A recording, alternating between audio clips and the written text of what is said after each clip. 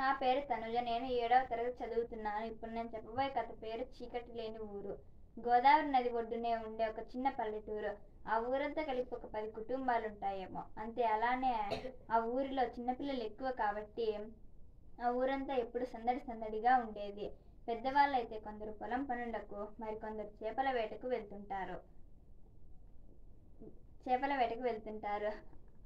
ఆ ఊరి అంతా పచ్చగా పెద్ద పెద్ద చెట్లతో, చిన్న చిన్న కాలువలతో, అలాగే చాలా పక్షులతో కలకలలాడుతూ ఉండేది. ఆ గోదావరి నది ఎప్పుడు పారుతూ ఉండడం వలన ఆ ఊరికి నీటి కొదువు అనేది ఎప్పుడూ లేదు. అలాంటి ఆ గ్రామానికి సూర్యుడు అస్తమిస్తున్నా కానీ చీకటి పడలేదు. ఎవరికి ఏమీ అర్థం కాలేదు. ఏమైనా వాతావరణ మార్పేమో, ఏమన్నా ప్రమాదం అయితే అధికారులు హెచ్చరిస్తారులే అని ఎవరి పనులు వాళ్ళు చేసుకుంటున్నారు. పిల్లలు మాత్రం దొరికింది కదా సందు అన్నట్టుగా ఆడుకుంటున్నారు. పెద్దవాళ్ళైతే చీకటి పడలేదు కదా అని పెద్దవాళ్ళైతే వారి పనులు వాళ్ళు చేసుకుంటున్నారు. ఇంట్లో అమ్మలు మాత్రం 7 దాటింది, వీళ్ళు ఇంకా ఇంటికి రాలేదని వాళ్ళ భర్త పిల్లల కోసం ఎదురు చూస్తూ ఉంటారు. ఊరి పెద్ద రంగన్న కూడా ఇంకా ఇంటికి వెళ్ళకపోతే వాళ్ళ ఆవిడ బయటకు వచ్చి చూస్తుంది. ఒక 10 నిమిషాల తర్వాత సందు చివర ఒక చేతిలో గొడ్డలి, మరొక చేతిలో పార పట్టుకొని వస్తున్న రంగన్న కనిపించాడు.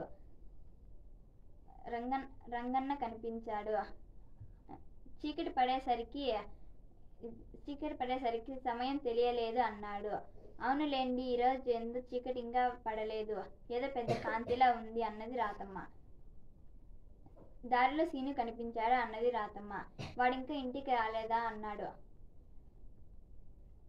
వాడు కూడా మీకు లాగానే చీకటి పడలేదు కదా అని ఆడుకుంటూ ఉంటారు. సరే, నేను వెళ్ళి ఒకసారి చూసొస్తా. తీసుకురండి. రంగన్న ఆ ఊరికి వెళ్ళాడు. అక్కడ ఒక ఖాళీ స్థలంలో పిల్లలు ఆడుకుంటూ కనిపించాడు. రంగన్న, ఒరే సీను అన్నాడు. ఆ నాన్న, వస్తున్నా అన్నాడు సీను. 7 అయిందిరా, ఇంటికి వెళ్దాం రా అన్నాడు. ఆ తర్వాత సాయంత్రం 7 దాటింది. చీకటి పడింది. ఎవరికి ఏమీ అర్థం కాలేదు. అందరూ ఒకచోట సమావేశమై రంగన్న దగ్గరకు వెళ్ళారు. రంగన్నకు జరిగిందంతా చెప్పారు.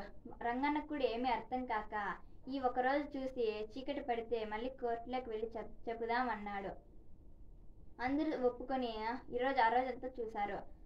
మళ్ళీ చీకటి పడింది. తర్వాత కోర్టులోకి వెళ్ళి లాయర్లకు జరిగిందంతా చెప్పారు.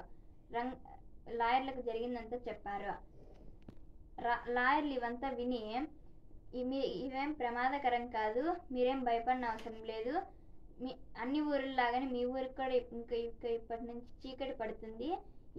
ఇన్ని రోజులు మీ ఊరికి చీకటి పడలేదు కదా, అప్పుడు మీ ఊరు చీకటి లేని ఊరుగా ఉంది. ఇప్పుడు అలా కాదు, అన్ని ఊర్లాగానే మీ ఊరికి కూడా చీకటి పడేది అని చెప్పారు. అప్పుడు సూర్యుడు ఉదయించగానే ఎవరి పనులకు వాళ్ళు వెళ్ళిపోతారు. సూర్యుడు అస్తమించగానే మళ్ళీ తిరిగి ఇంటికి వచ్చేస్తారు. వాళ్ళ పిల్లలు కూడా ఆడుకోవడం ఆపేసి చదువుకోవడం మొదలుపెట్టి చాలా శ్రద్ధగా చదివి మంచి పేరు తెచ్చుకున్నారు. అలాంటి ఆ గ్రామం వాళ్ళు చాలా సంతోషంగా ఉన్నారు. కథ సమాప్తం.